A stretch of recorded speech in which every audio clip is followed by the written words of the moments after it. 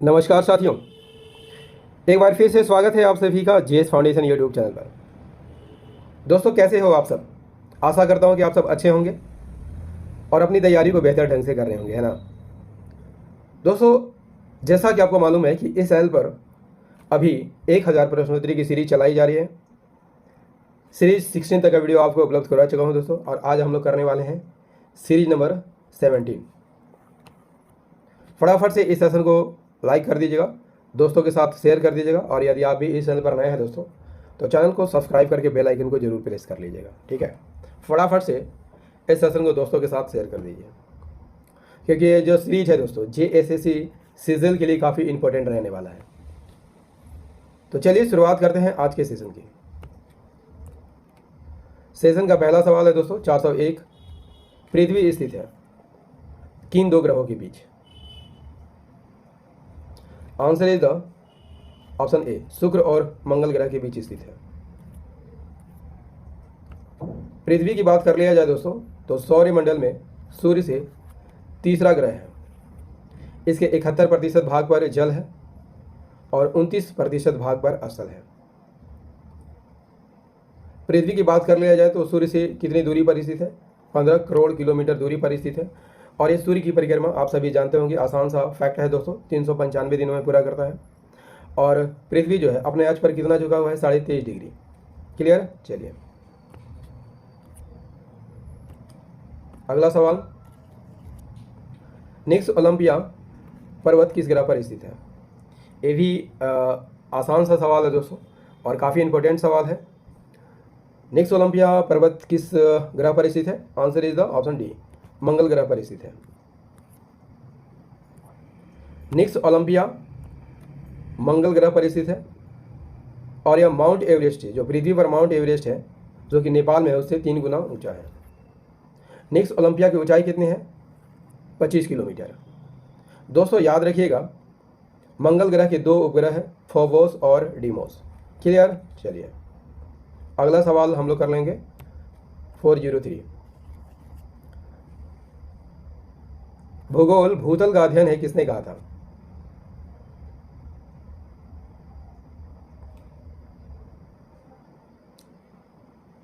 Answer is the option B, Kant महोदय ने कहा था।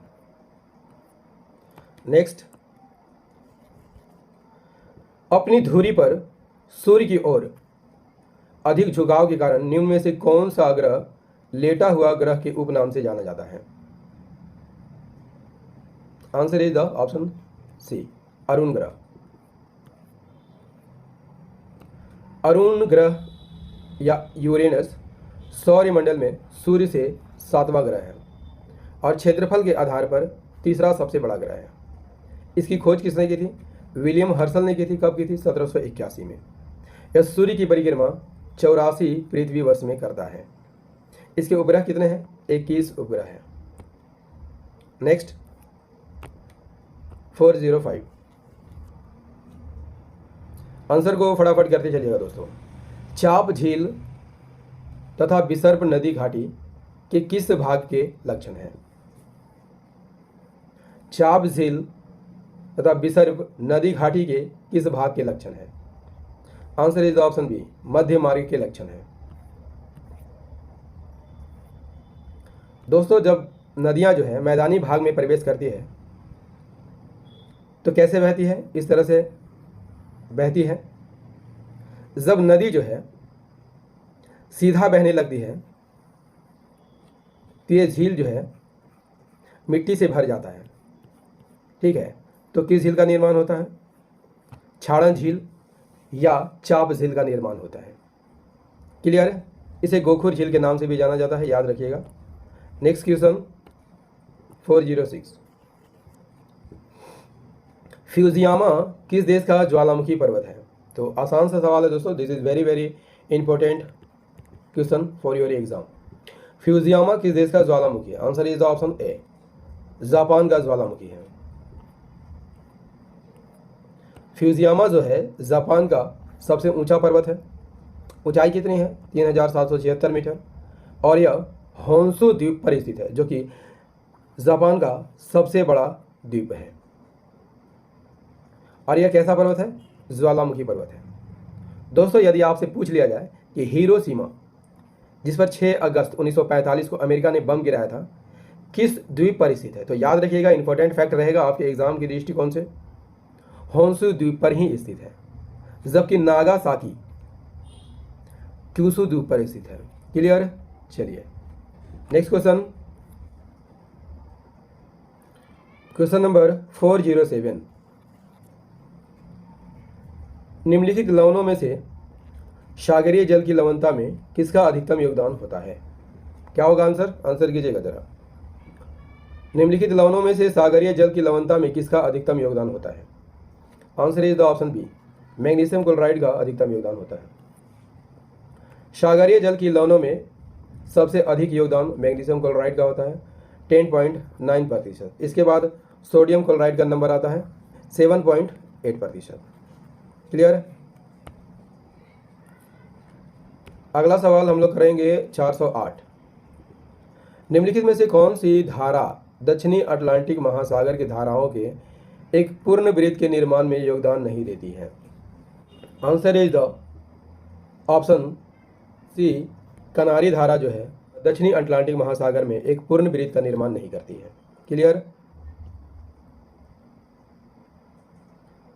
क्योंकि कनारी धारा जो है दोस्तों उत्तरी अटलांटिक महासागर की धारा है।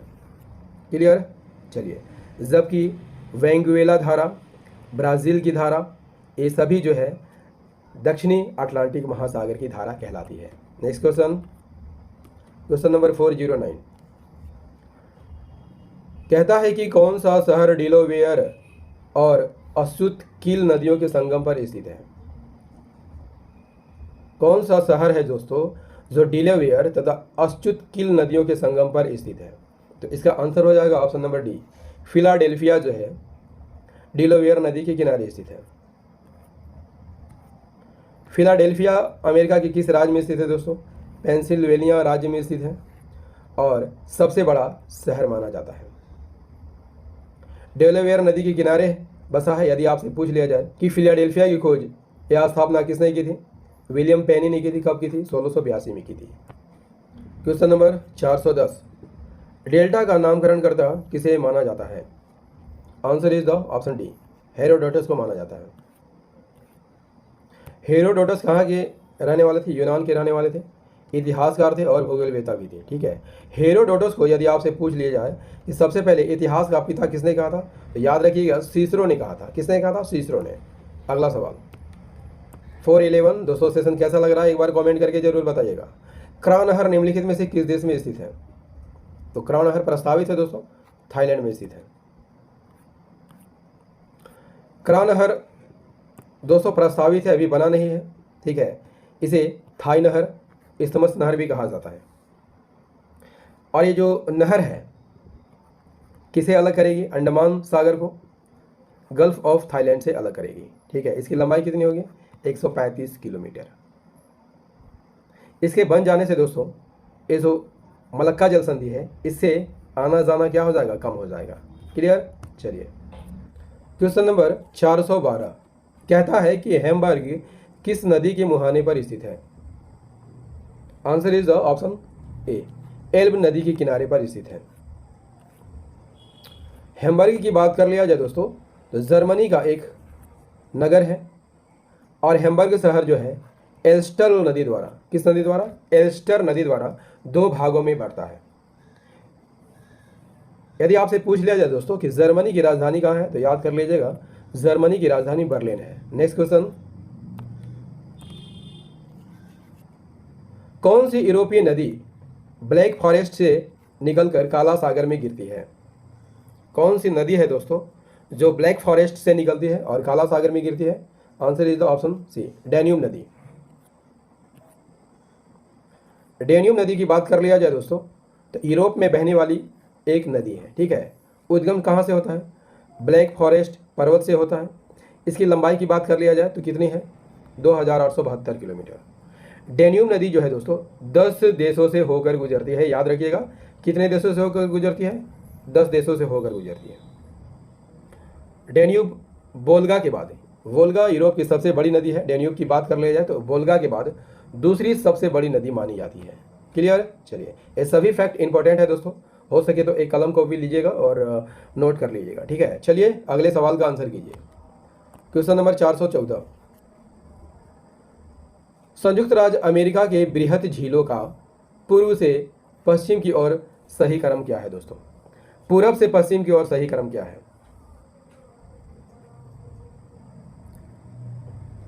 तो अमेरिका में एक महान झील है और इसमें 5 झीलें आती हैं। कितनी झीलें आती हैं? 5 झील आती हैं। और सबसे पूर्व में आपको देखने को मिलता है ओंटारियो झील, उसके बाद ईरी, बीच में ह्यूरन है, इसके बाद मिशिगन और इसके बाद Superior. Clear. Option number C is the correct answer, that is Ontario, Erie, Huron, Michigan और Superior. That is option C is the correct answer. America में महान झीलों को 5 भागों में बांटते हैं। ये झील कौन कौन से हैं? Lake Ontario, Lake Erie, Lake Huron, Lake Michigan और लेक सुपीरियर। क्लियर। दोस्तों, यदि आपसे पूछ लिया जाए कि पूरी तरह अमेरिका में स्थित झील कौन है, तो याद रखिएगा मिशिगन झील जो है पूरी तरह अमेरिका में स्थित है, जबकि 4 झीलें जो है अमेरिका और कनाडा की सीमा पर स्थित है। क्लियर। चलिए अगले सवाल का आंसर कर लीजिए। अगला सवाल हमारा क्या कहता है दोस्तों? 415। किसके गुरुत्वाकर्षण के कारण ज्वार भाटा आता है? तो जब सूर्य और चंद्रमा का गुरुत्वाकर्षण पृथ्वी पर लगता है दोस्तों, तो हमें ज्वार भाटा दिखाई देता है। आंसर इज द ऑप्शन सी।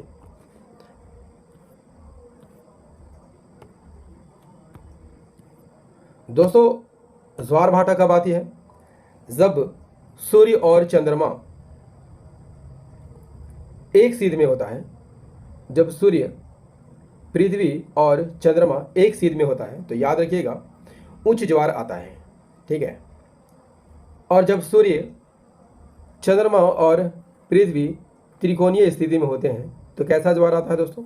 निम्न ज्वार आता है। ठीक है। और सागर जल के ऊपर उठने और नीचे बैठने को क्या कहा जाता है? ज्वार और भाटा कहा जाता है। नेक्स्ट सवाल कर लेते हैं 416, 416। सेशन कैसा लग रहा है दोस्तों? कमेंट करके जरूर बताइएगा। यदि सेशन पसंद आ रहा हो, मुझे पूरा विश्वास है कि सेशन पसंद आ रहा होगा। यदि सेशन पसंद आ रहा हो तो सेशन को लाइक कर दीजिएगा, दोस्तों के साथ शेयर कर दीजिएगा।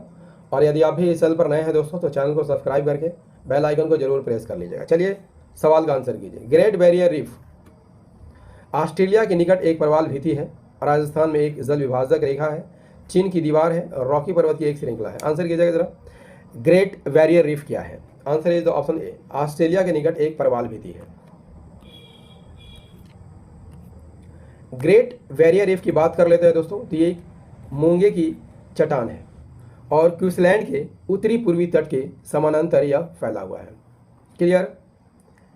किस सागर में है? पैसिफिक ओशन में आपको दिखाई देता है। इसकी खोज किसने की थी? जेम्स कुक ने की थी। क्लियर। ये मूंगे की चट्टान दिखाई कैसे देता है? इस तरह से आपको दिखाई देता है। क्लियर।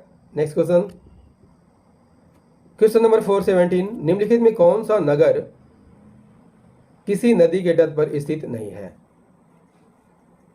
बगदाद टाइग्रिस नदी के किनारे स्थित है, मॉस्को मस्कोवा नदी के किनारे स्थित है, पेरिस सीन नदी के किनारे स्थित है, जबकि इस्तांबुल किसी भी नदी के किनारे स्थित नहीं है। इस सागर के किनारे स्थित है। किस सागर के किनारे? मारमरा सागर के किनारे स्थित है। Answer is the option B, that is Istanbul. Baghdad किस नदी के किनारे बसा है दोस्तों? टाइग्रिस नदी के किनारे बसा है।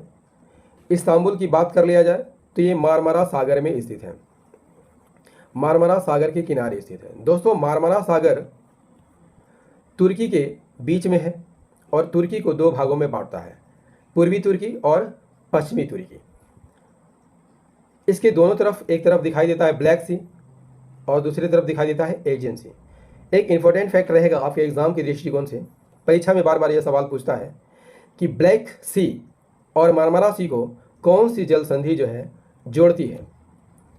याद रखिएगा दोस्तों, बॉस्फोरस जल संधि इन दोनों सागरों को जोड़ती है। क्लियर। और यदि आपसे पूछ लिया जाए कि एजियन सी और मारमरा सी को कौन सी जल संधि जोड़ती है, तो याद रखिएगा डार्डेनेलिज जल संधि इन दोनों सागरों को जोड़ती है। क्लियर। मॉस्कोवा की बात कर लेते हैं तो ये मॉस्कोवा नदी के किनारे स्थित है, पेरिस सी नदी के किनारे स्थित है। क्लियर? चलिए नेक्स्ट सवाल 418। पृथ्वी चक्रवात किस क्षेत्र में अधिक उत्पन्न होते हैं? Answer is option number D, उपोष्ण कटिबंधीय उच्च दाब क्षेत्र में। पृथ्वी चक्रवात, उष्ण पृथ्वी चक्रवात कहाँ? उपोष्ण उच्च दाब पेटी में उत्पन्न होते हैं, जबकि शीतल पृथ्वी चक्रवात आर्कटिक क्षेत्र में उत्पन्न होते हैं। अगला सवाल हमारा 419। निम्नलिखित में से किन हवा में चक्रवातीय गति का अभाव पाया जाता है? Answer is the option C, पापगियों में चक्रवातीय गति का अभाव पाया जाता है। तो पापगियो जो है, पापगियो विंड जेट के रूप में भी जाना जाता है और कैसे चलती है? रुक रुक कर चलने वाली हवा है। पापगियो की खाड़ी से लगभग 70 किलोमीटर उत्तर की ओर यह चलती है। नेक्स्ट क्वेश्चन हम लोग कर लेते हैं 420। कृत्रिम वर्षा में निम्नलिखित में से किसका प्रयोग किया जाता है? कृत्रिम वर्षा में निम्नलिखित में से किसका प्रयोग किया जाएगा दोस्तों? Answer is option C, silver iodide का प्रयोग किया जाता है। सिल्वर आयोडाइड का उपयोग एंटीसेप्टिक में किया जाता है और क्लाउडी सीडिंग में किया जाता है। ठीक है, नेक्स्ट क्वेश्चन 421। निम्नलिखित में से कौन सी हवा ठंडी स्थानीय हवा है?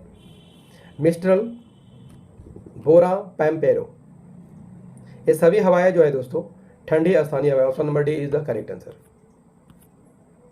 मिस्ट्रल यदि आपसे पूछ लिया जाए दोस्तों कहाँ पर बहती है?